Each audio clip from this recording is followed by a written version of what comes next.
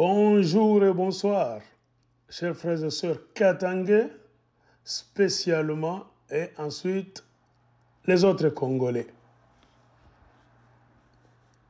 Nous sommes tellement flattés, heureux de voir que les langues commencent à se délier et que les masques viennent totalement de tomber. La discussion a eu lieu dans le groupe Katanga Niet original pendant de longues heures, là où les gens ont parlé. Les langues se sont déliées et la vérité a été dite.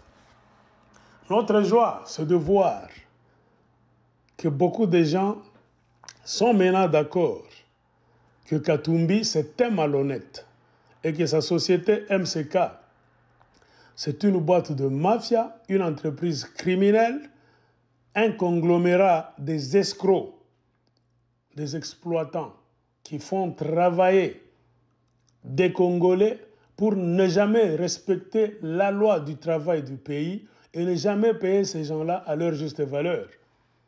Alors que Katumbi lui-même et les vautours qui l'entourent se sont fait des millions, mais des milliards même, parce que Katumbi est compté parmi les milliardaires aujourd'hui, avec l'argent des minéraux, des Katangais spécialement, et il n'a pas le respect des Katangais. On a beaucoup parlé, on a fait des émissions, on a plaidé la cause des travailleurs délaissés par Moïse Katumbi. En ce temps-là, les gens ne nous comprenaient pas. Ils nous ont traités de haineux, des gens qui ne comprenaient pas. Katumbi c'était ceci, cela. Nous, on leur avait dit non. Nous, on ne rêve pas. Nous, nous nageons dans la réalité, pas dans le fanatisme et des rêves, non. Regardez la photo qui est à gauche de cet audio imagé, vous allez voir ce papa qui est là. Un ancien travailleur de MCK qui a passé presque toute sa vie à travailler dans les mines et au moment où il était prêt d'avoir ce qu'on appelle la pension, la retraite dans d'autres termes, la loi, la décision de Moïse Katumbi est tombée.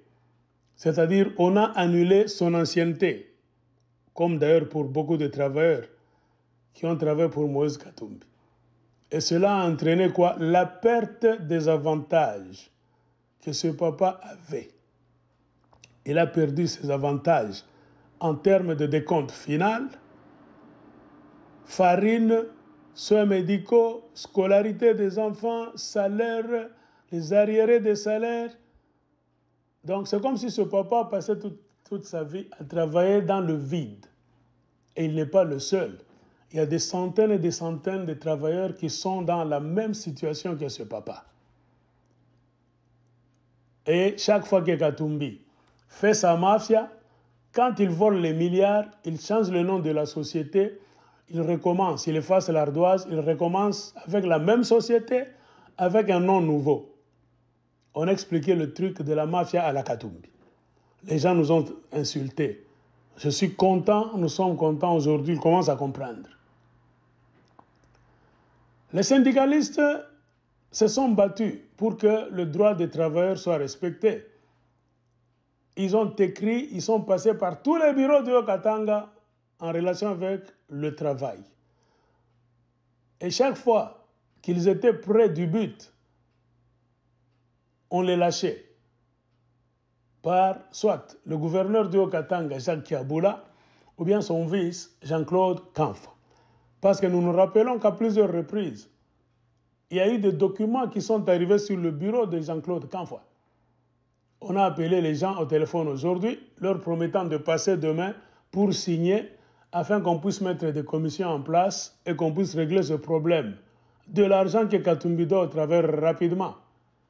Mais rien ne se faisait. À quelques occasions, le papier pour lequel on les appelait s'est perdu dans les tiroirs de Jean-Claude Kamfa, le vice-gouverneur de Katanga, et à d'autres occasions, le papier était sur la table de Kiaboula, qui n'a pas su signer ça. Je ne sais pas s'il a peur de Moïse Katumbi.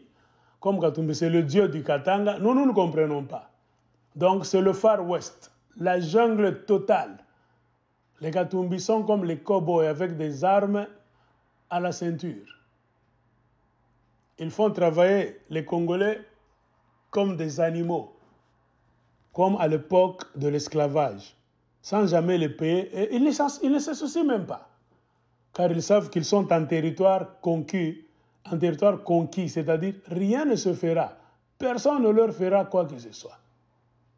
Mais nous disons qu'ils sachent que un peuple est faible s'il n'est pas armé de connaissances, s'il ne connaît pas la vérité. Mais un peuple qui s'informe et qui connaît la vérité devient puissant. Et un jour, vous allez fuir. Nous vous garantissons ça. Et nous sommes en train de tendre là-bas. Que vous soyez puissant, riche, roi, prince, on s'en fout. Car vous n'avez pas eu tous vos titres là-bas, vous n'avez pas gagné ce que vous avez, des milliards, honnêtement. C'est sur la sueur, le sang et la vie des Congolais. Vous êtes comme des colons, des exploitants. Nous vous le disons. Ainsi, nous demandons à tous les travailleurs de se tenir prêts. Puisqu'avec ces gens, nous allons maintenant entamer une nouvelle façon de faire les choses. Quand on va respecter Bantu, nous allons les faire fuir. Ils vont fuir. Qu'ils demandent à Mobutu et aux Mobutistes qui étaient si tout puissants, où sont-ils? Faites attention avec ces gens. Ce sont des gens qui n'aiment pas le Katanga et les Katangais. Ils sont là pour les minéraux du Katanga. On vous a parlé des Katumbi qui continuent à recevoir les Américains là-bas, les Anglais, l'Union européenne là-bas, la semaine des minéraux. Lui, il est toujours dans les histoires des deals de minéraux. Mais Katumbi ne s'est jamais battu, n'a jamais fait pression pour que la vraie paix revienne sur tous les territoires de la République démocratique du Congo en tant qu'acteur politique. Non. Il n'a jamais fait un effort pour payer les travailleurs à qui il doit beaucoup d'argent, des millions, alors que lui est milliardaire. Non. Il est toujours du côté de la mafia. Il est allé nous amener les histoires des Américains, USAID. On nous a parlé de cette histoire là-bas. D'abord, l'Union européenne, le Royaume-Uni. Ce sont les gens qui nous font la guerre dans la région des Grands Lacs, qui supportent les Rwandais de Kagame. L'USAID est allé couper le Soudan en deux. Et puis après avoir coupé le Soudan en deux, après avoir donc manipulé les Soudanais noirs, qu'ils détestent leurs frères arabes, ils ont donné des armes au vice-président Riek Machar et au président du Sud-Soudan, Salva Kiir. Maintenant, ils sont en train de se battre, ça fait 9 ans. Alors, à quoi a servi leur indépendance? C'est de la même manière qu'ils sont en train de manipuler les Katangais, mal préparés pour être indépendants, pauvrement partout, intérieurement, même physiquement. Ils vont vous faire donc passer au même système que les Sud-Soudanais. Ils vous aident à faire entrer les Rwandais là-bas, prétendant vous couper le Katanga aujourd'hui. Demain, le soi-disant président du Katanga sera bien armé. Son vice-président sera aussi bien armé. Vous allez commencer à vous battre. Et sachant que vous ne raisonnez pas, vous êtes vous tous des sentimentalistes. Moutapigan a 20 ans. Jeune Inimouba fanatique. En me raisonnant que y a Mouizi Nani qui est en train de vous truquer. Qui veut quoi? Jovi. On en a marre du système de mafia de Moïse Katumbi, qui n'a même pas pitié, qui n'a même pas peur. Katumbi, fais sortir l'argent. Apprête-toi à payer les gens que tu as mis de côté. Nous savons comment tu manipules les gens. Quand tu voles les milliards, tu payes, donc tu payes, tu ne payes même pas les taxes. Tu changes de nom de société pour effacer l'ardoise et commencer encore la mafia. On sait tout ce que tu fais. Congo Hold Up, tu as réservé 9 pages. On connaît comment ton système fonctionne et tes investissements ne sont pas au Katanga, pas même au Congo. Vous êtes des voleurs, vous êtes venus exploiter le Congo. Vous n'aimez pas les Congolais, ni même les Katangais. Vous aimez seulement le Katanga et ses richesses.